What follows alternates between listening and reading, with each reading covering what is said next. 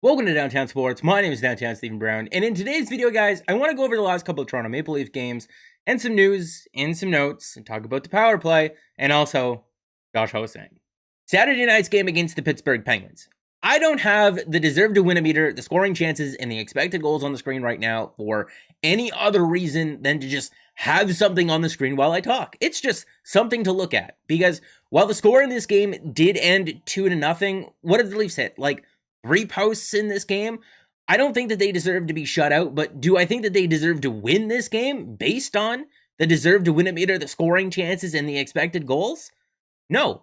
The Pittsburgh Penguins did a great job at generating a lot of speed in the neutral zone, and that gave the Maple Leafs a lot of fits defensively. And offensively, I think that there's something to look at here and extrapolate on, even though that the Maple Leafs led in expected goals.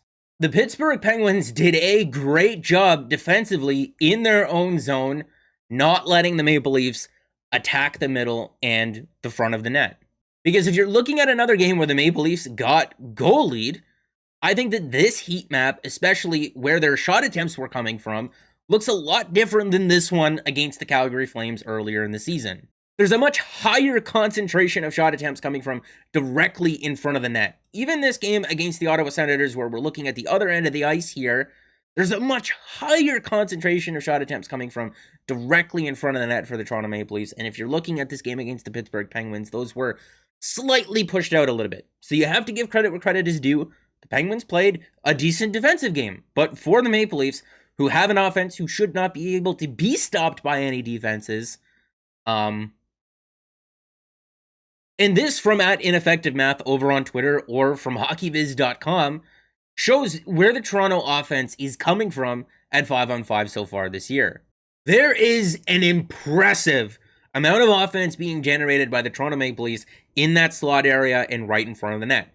But the argument against this would be, well, yeah, they generate a lot of offense, but they don't get enough guys in front of the net to create traffic in order to make the most of those opportunities. And I would agree with that some games, but not every game. The problem that I would like to point out is what's also wrong with the power play. It's not where the shots are coming from, it's what happens before these shots are taken.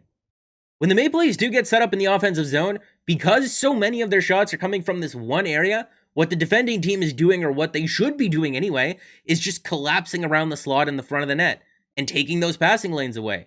But because the Maple Leafs are still able to get off such a high volume of shots, they're able to get those passes through. But when they do, because there's so many players standing here, their shooters have less time and less space to work with. At that point, you can either get more traffic in front of the net, you can have guys drive in hard like Mitch Marner did on Sunday against the Islanders, you can have guys work harder on the forecheck like what Nick Ritchie did on Sunday against the Islanders, and that was a sweet feed from Kampf to Kasha, or you can just go full Harlem Globetrotters like the Tampa Bay Lightning the last 2 years and the Vegas Golden Knights a couple of seasons ago. And the Maple Leafs are talented enough to do that. I mean, if you watch the goal that Nylander scored a couple of weeks ago against the Calgary Flames to tie the game up, that was absurd, awesome puck movement. You get the goalie moving side to side, you get the defenders scrambling. They're capable of that. The goal that Matthews scored on the power play versus the Predators, awesome, awesome puck movement. And on the power play, guys, if you're standing on the wall here, you don't have to be glued to that one spot for the entire 2 minutes. You can move. You can switch places. You'd be surprised, just by moving from the half wall here to behind the goal line, how much that can confuse a goalie and a defense. The power play is getting better. It is. But Sunday night against the Islanders, it was miserable. They couldn't generate enough speed throughout the middle to be able to gain the zone clearly, and when they did, they tried to force passes through the middle that weren't there, and when they did get shots off, there was no traffic in front of the net. It was a brutal about 5.5 minutes or so. The Maple Leafs are 12-2 in their last 14 games, and over that stretch, something that's really cool that's been going on in some of these games, the Leafs will go up early or even in the second period, and they'll hold a lead for the majority of the game, and the other team just doesn't have a chance to get back into it. Usually score effects come into play and you'll see the trailing team battle back in the shot attempts or the actual shots or even the scoring chances, but against the Islanders on Sunday night, no chance.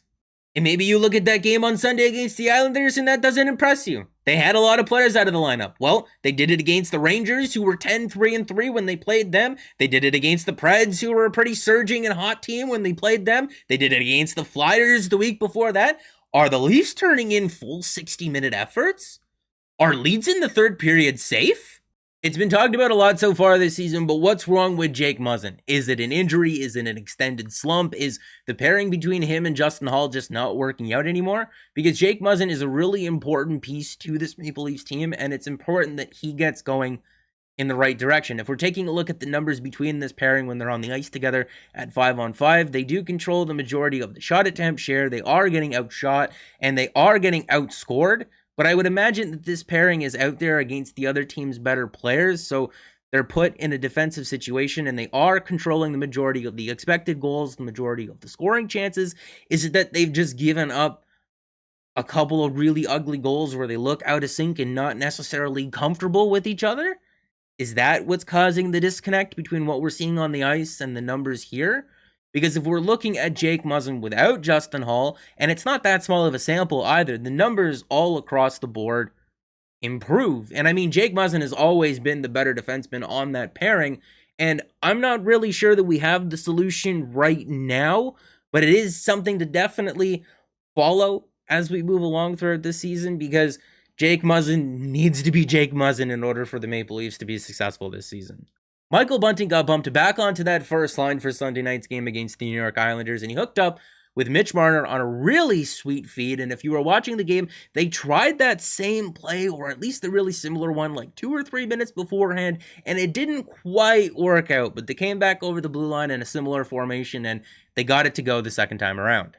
I don't know how I feel about Nick Ritchie on that line with Kampf and Kasha just yet. I know that the Blackhawks played Dominic Kubalik with David Kampf a lot last year and had a lot of success doing so, and Kubalik is definitely not known for his defense, and neither is Nick Ritchie, so maybe that could be a similar sort of duo in that sense. And I mean, Nick Ritchie did have a hell of a game. He threw a massive hit in the first period, and he worked really hard in on the forecheck to create the eventual Ondrej Kase goal. And just really quickly on Josh Ho-Sang, because you probably saw the insane goal that he scored on Saturday night, and if you didn't, I'll leave a link to it in the description of this video, but you probably saw that goal. You went over to his Hockey DP or his Elite Prospects page. You saw that he's got 12 points in 13 games and 8 goals. Maybe you watched some more highlights and you're thinking to yourself, why isn't this guy on the Leafs? That's what we need for the power play and score more goals 5-on-5. But the thing to understand about Josh Ho-Sang right now is that the Maple Leafs have kind of a logjam at forward. And when Ilya Mikheyev comes back, there's going to be another name to add to that list.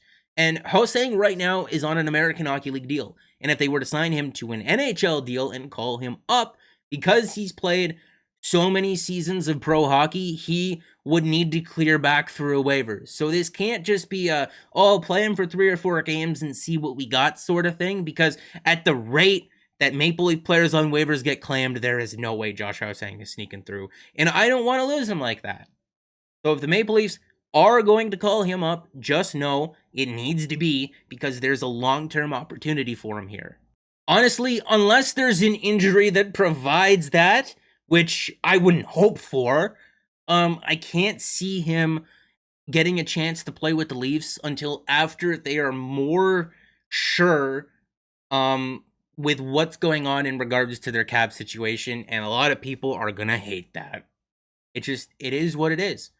Maybe after the trade deadline, maybe even in the playoffs when the salary cap isn't a thing anymore, if there's an injury, you can see him get called up.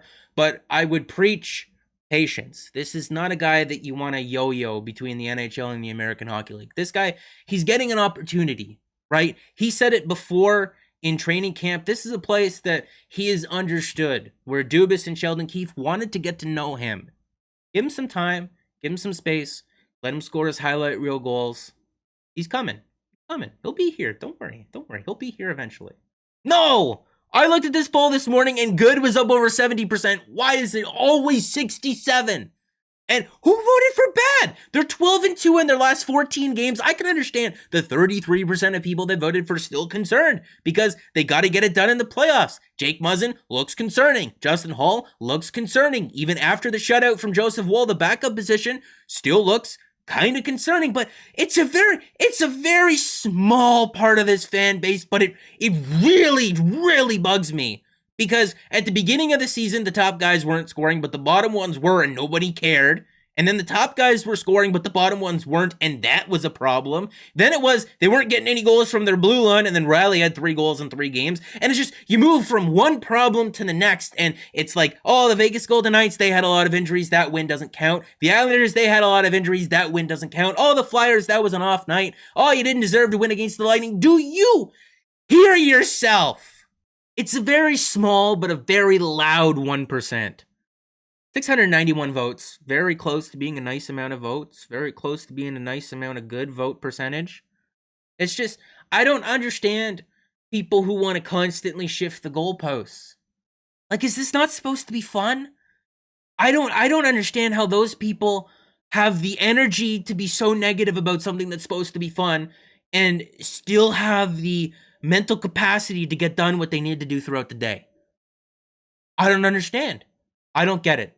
Maybe that's just not the way that I'm wired. People are wired differently, you know? And if I say something that you don't agree with or whatever like that, not every video is a banger. Not all 12 minutes can be great. Try my best. Sometimes I say Maple Leafs. That's just my brain. I stutter. Sometimes I have to say things that don't make sense in order to get the words out. Because no matter how hard I try, it just doesn't come out. It just doesn't. So Maple Leafs because sometimes I try to say Maple Leafs and I stutter. I don't know. I can't. This is supposed to be fun. I want to know who voted for bad. But that's gonna be it for this video, guys. Make sure to like the video if you did like it and subscribe for more, because more is always on the way. And I'll see you in the next one.